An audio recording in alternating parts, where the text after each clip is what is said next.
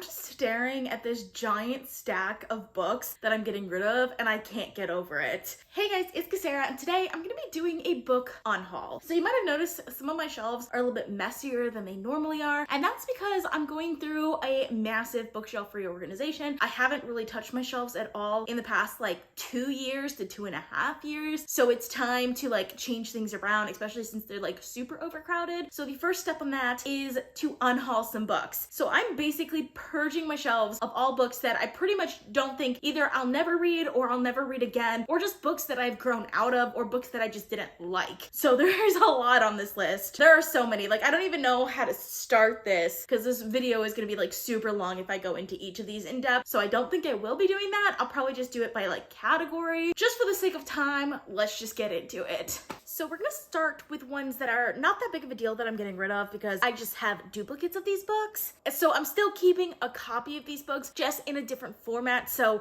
I still have these books, but I need to get rid of the duplicates because there's no reason I should have multiple books for books that either I haven't read yet or are not like one of my favorite books. And for that, I have 3 books in this category, which include Foundation by Isaac Asimov, Jane Eyre by Charlotte Bronte, and Northanger Abbey by Jane Austen. Next, I have a couple of classic books that I read and honestly just don't like that much, but I just always kept them because they were classics and I was just like, you have to keep your classics. So I'm gonna be getting rid of Lord of the Flies by William Golding. I thought it was fine. There was nothing wrong with it, but I just didn't really care for it that much. And Wuthering Heights by Emily Bronte. I wanted to like this one. I really did, but I just didn't like anything about it. I didn't care for the romance at all, which I know this is like not a romance that you're supposed to care for, but I feel like I should have cared like for everything surrounding the romance. Like I didn't care for anything about this book. Like honestly, it didn't work for me. So next we're gonna have books that I bought for school and I read for school, but never really cared for, but kind of kept because they were classics, and I'm over keeping classics just for the sake that they're classics. So I'm gonna be getting rid of them, including Death of a Salesman by Arthur Miller, Jonah's Gourdvine and Their Eyes Were Watching God by Zora Neale Hurston,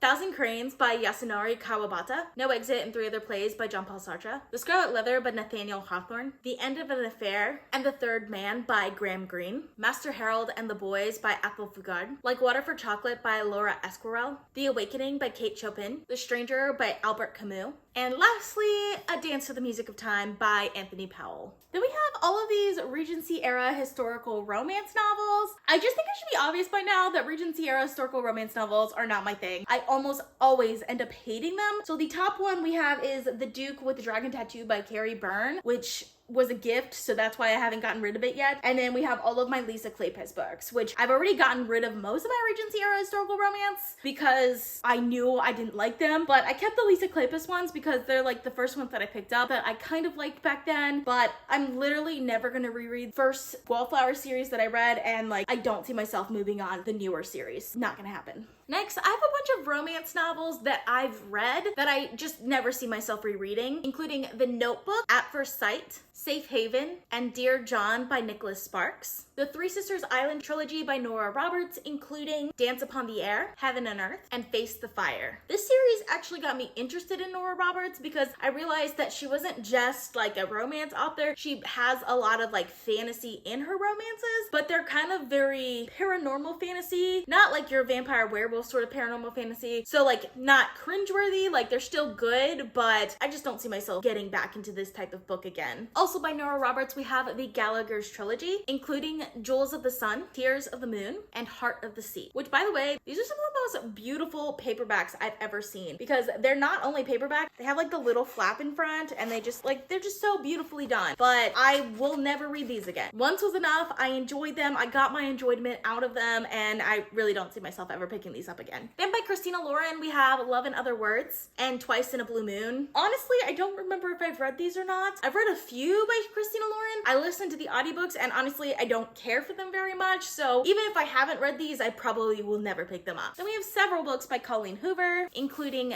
Maybe Someday, Confess, Ugly Love, and November 9th. I haven't gotten rid of all of my books by Colleen Hoover, nor do I plan to. There are definitely some of them that I really like. When I first picked up her books, I thought she was gonna be one of my new favorite authors, but her books are very hit or miss for me. Some of them I really like, and then some of them I don't really like at all. All 4 of these were like in the I kind of like, I kind of don't like sort of category. I didn't even buy the ones that I didn't like at all, but I am keeping quite a few that I still really like. And if you've never read anything by Colleen Hoover, she writes generally like new adult romantic contemporaries, and most of her books have kind of like darker themes. None of these really have that much darker themes, which is probably why I didn't like them that much, but like some of them have things like overcoming domestic abuse and things like that that are just really interesting to me. These were kind of some of her lighter novels that are in some cases quite problematic that I just don't see myself ever reading again. So the next category of books that I want to talk about are books that I'm not really interested in reading anymore. So I still have these books, and if I do decide to read them, I'll probably just pick up the audiobook. I don't have any interest in reading the physical book anymore. This category is starting with the Ender Game series by Orson Scott Card, which includes Ender's Game, Speaker for the Dead, and Child of the Mind. So for this series, I watched the movie and I thought the movie was really bad, but I thought it was like one of those like where the movie's really bad but the books are like a lot better. And then I started the first book, Ender's Game, and I was just kind of bored with it. So I really don't have any plans to pick this up. I haven't heard that much about this series other than it was made into a movie, and honestly that doesn't make me want to read it more, so I'm just gonna be getting rid of these. Then we have On the Street Where We Live by Mary Higgins Clark. So when I was a kid, I read one book by Mary Higgins Clark that I really liked. I still don't know the name of the book, but ever since then I've been like meaning to pick up more of her books and just haven't. And I just feel like this is one of those like types of novels I probably will just pick up on audio if I do decide to pick it up, but honestly I don't think I'm gonna read this book. I just don't think I'm gonna get to it. Then we have The Mothers by Britt Bennett. I bought this in anticipation of The Vanishing Half because so many people really loved The Vanishing Half, so I was like, if I read The Vanishing Half and I end up loving it, then I could pick up The Mothers also and I'll probably really like this. But I read The Vanishing Half and it was just okay. Like I liked it, don't get me wrong, I did really like it, but I didn't love it the way everyone else seems to love it, so I just have no inclination to pick up The Mothers. More Than Words by Mia Sheridan. Honestly, don't know anything about this book other than it's probably a romantic contemporary, and I'm just kind of over these at this point. The Storied Life of AJ Fickery. So this one is one that I actually started. I read about half of this book and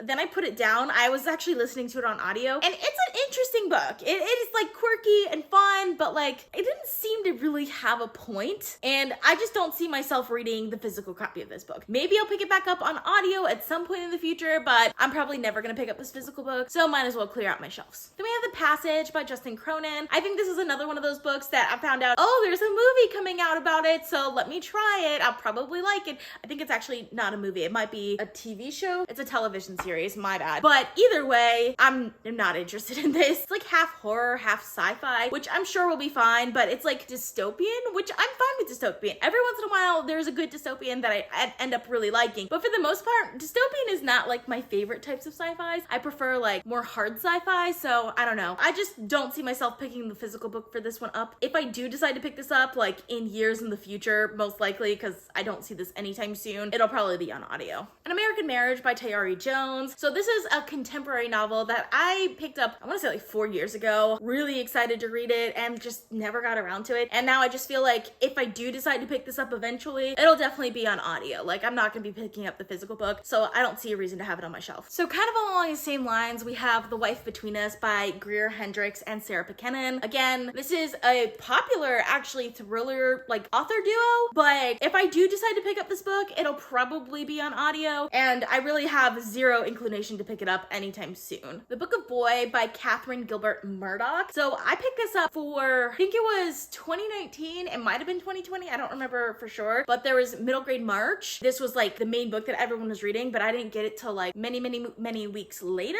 so I didn't end up reading it with everyone, and like I didn't actually know anything about this book or care about this book in any way. I was just gonna read it because other people were reading it, and I feel like that's not a good reason to keep it. Then we have And the Ocean Was Our Sky by Patrick Ness. I actually really like Patrick Ness, but I just have no inclination to read this book. I really have no inclination to read like the previous book that I read by him. I forgot the name of the book, but it's something to do with monsters. I read it once and I'm fine. I don't need to read it again. And then this one, like, I just have no inclination to read. I think it's cool that it's illustrated and stuff, but I think someone else will will end up getting this book and end up really loving it, and it's just gonna be sitting on my shelf doing nothing if I don't give it away. Then we have the Invisible Library series by Genevieve Cogman, including The Masked City, The Burning Page, and The Lost Plot. So I actually do have the first book somewhere around here, but I can't find it right now, which is The Invisible Library. So I'll be including that in the set when I give it away. Don't worry, I'm not giving away books 2, 3, and 4 without the first one. I did start the series a while ago. I want to say the beginning of last year, I started The Invisible Library and I ended up DNFing it. And I just don't see myself ever coming back to this series. It was fine. There was nothing wrong with it, but it was one of those series where I really wanted it to be like atmospheric and just like this beautiful read, and it just kind of wasn't. And it wasn't like anything in particular that I liked about it. It was just the type of tropes that I would normally like, but like it just didn't work for me. So I'm gonna be getting rid of this too. Then we have The Familiar volumes 1, 2, and 3 by Mark Z. Danielinsky. All these are really heavy. So I got these back when I was reading House of Leaves, but I've since put House of Leaves on pause, and that was like, I want to say like almost a year and a half ago. I will be finishing House of Leaves, by the way. I do really, really like it, but I really don't see myself picking up anything else by this author, so I don't want these anymore. Next, we have a whole lot of YA. Like, I'm getting rid of probably half of the YA books that I own. Most of them are contemporary, but we're gonna start with the fantasy and sci-fi ones. And the main reason for this is just I don't read YA at all. When I started reading back again after like my like almost 10-year sabbatical, not 10-year, it was like a 5-year sabbatical from reading that I had. I started reading back again in 2018. I started with YA because I was watching a lot of BookTube, so I started with a lot of the books that I found on BookTube, but I found myself not loving those that much. So I have just a lot of YA books that I will probably never pick up. So I'm gonna start with the YA books that are fantasy and sci-fi books that I'm probably never gonna pick up, so I'm just gonna get rid of them. First, we have Hunted by Megan Spooner. I believe this is a Beauty and the Beast retelling. I don't have any inclination to read it. Then we have We Are the Ants by Sean David Hutchinson, which I believe is like a first contact with aliens book. I actually did try and pick up and read this one like last year, but it was just way too YA contemporary at the beginning for me to actually like it, because it just had that like YA contemporary feel, and I was just not into it at all. Then we have Everlost and the Dark Side of Nowhere by Neil Shusterman. After I read the Arc of Scythe trilogy by Neil Shusterman, I wanted to read more of his books, but I have since picked up some of his older works and haven't liked them that much. I will still definitely be reading his newer works, but I feel like just diving into his older works is not the way that I'm gonna end up liking his books. I'm getting rid of these. If I do end up picking these up later in the future, I'll probably just pick up the audiobooks anyway. Girls Made of Snow and Glass by Melissa Bachardos. I was actually really excited for this one because it seemed like an interesting sort of like ruthless, almost Hunger Games style book, but then I found out it's like Snow White retelling? So I don't know, I'm just not that interested in it anymore. So if I do decide to pick this up in the future, like I said, most of these will probably be audiobooks. I'm probably never gonna read this book. The Coldest Girl in Cold Town by Holly Black. So after I was picking up the Folk of the Air trilogy, which I ended up really liking, I wanted to read more books by Holly Black, so I picked up this book, but I didn't realize this is about vampires, which I really don't care for vampire novels that much. I tried it a couple times. I did try to read this book and I just couldn't get into it, so I'm gonna be getting rid of it. Also, Modern Fairy Tales by Holly Black. Again, I really wanted to read more books by her after the Folk of the Air trilogy, but I have read some of her other short stories. I didn't really like them that much. Like, I don't feel like they were that good. And then this one is not even related to a series that I like. So yeah, I don't see me liking this. I also really don't care for fairy tale retelling. So I don't know what I was thinking when I picked this up. Crowd of Thunder and Beasts Made of Night by Tochi Oyabuchi.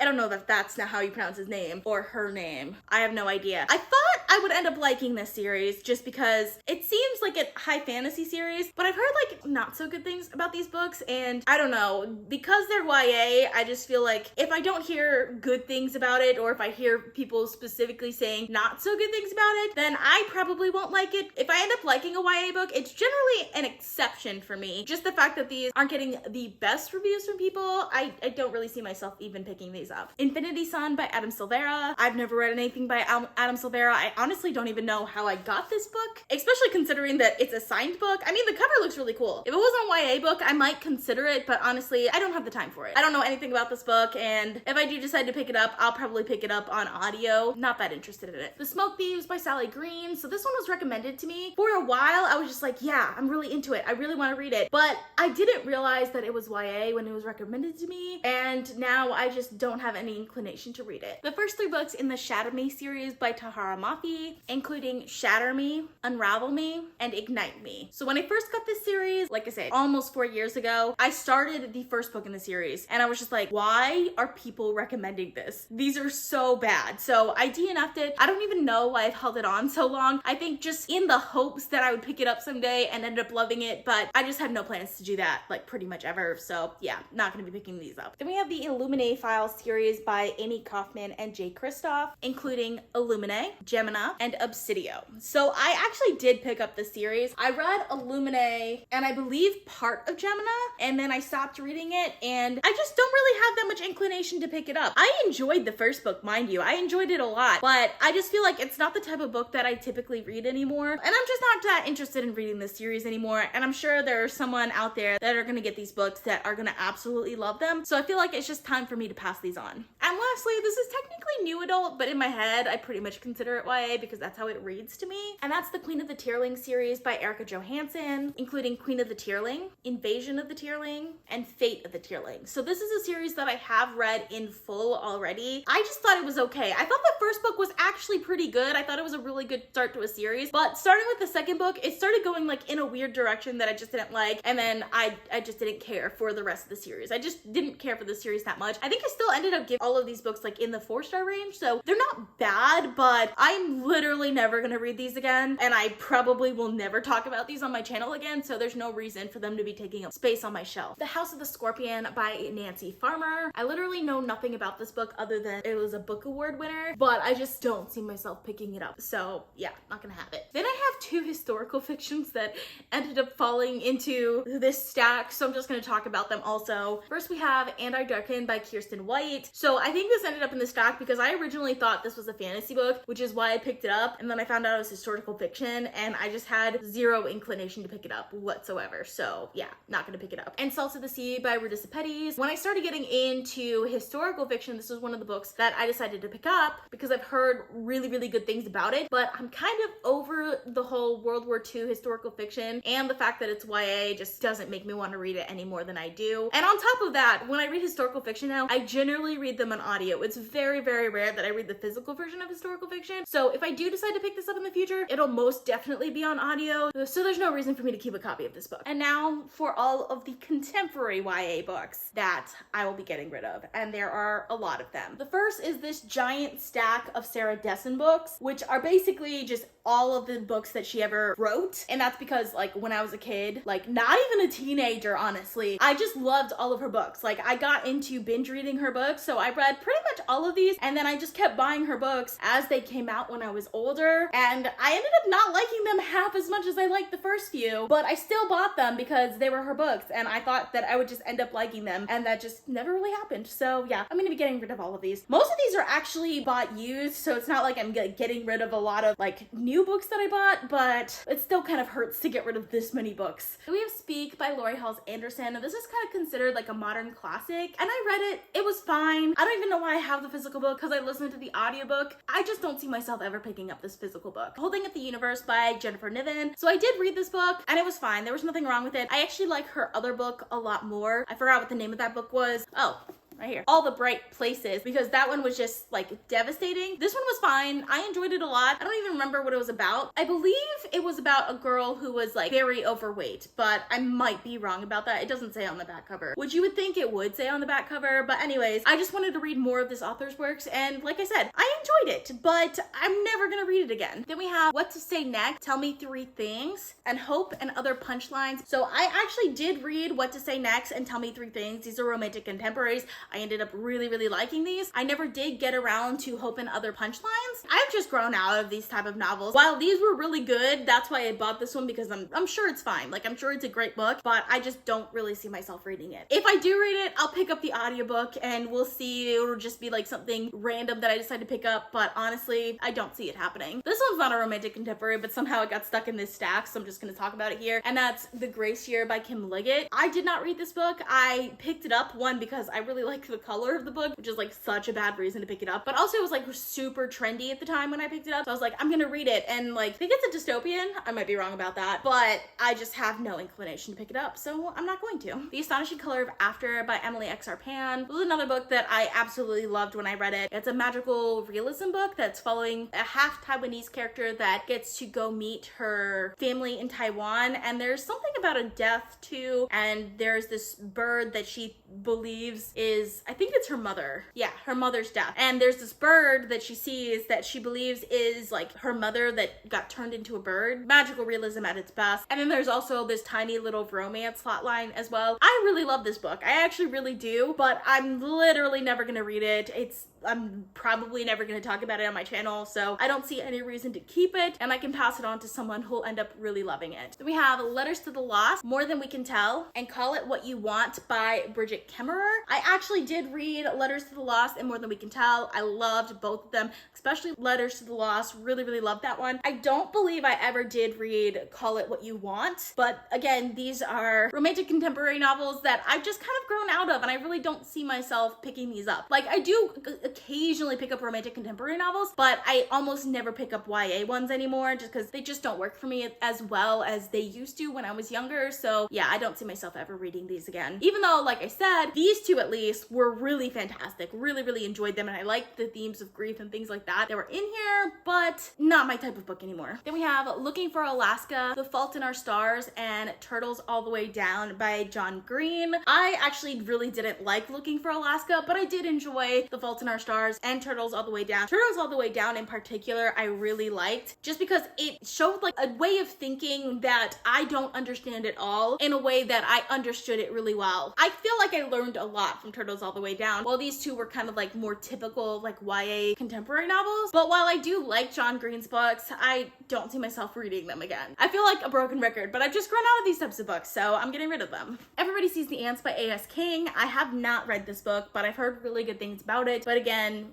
YA contemporary, I really don't see myself picking up this type of book again in the future. And lastly, we have Sadie by Courtney Summers. This is a little bit more of a thriller because there's like a missing person, and I did enjoy this one. This one was a lot of fun, but I actually really recommend the audiobook for this, so I never see myself picking up the physical book. I probably won't even read the audiobook again in the future, honestly, so because of that, I'm gonna be getting rid of this one as well. And lastly, we just have a ton of books from my childhood that I've just grown out of, so I'm gonna be getting rid of all of the ones that, even though I kept for nostalgic reasons, I really don't see myself ever using, like, ever again. So we have The K by Theodore Taylor, Monsters by Walter Dean Myers, Shiloh by Phyllis Reynolds Naylor, My Louisiana Sky by Kimberly Willis Holt. I actually really liked this one, by the way, when I was a kid. The Henry Huggins trilogy by Beverly Clary, including Henry Huggins, Henry and Ribsy, Sounder by William H. Armstrong, Francie by Karen English, Holes by Lois Satcher, Perks of Being a Wallflower by Stephen Chbosky, Freaky Friday by Mary Rogers, Island of the Blue Dolphins by Scott Odell, Julie of the Wolves by Jean Craighead George. This is another one that I absolutely loved as a kid. Freak the Mighty by Rodman Philbrick, and the Winnie the Pooh series by A.A. Milne, including Winnie the Pooh, The House at Pooh Corner, Now We Are Six, When We Were Very Young.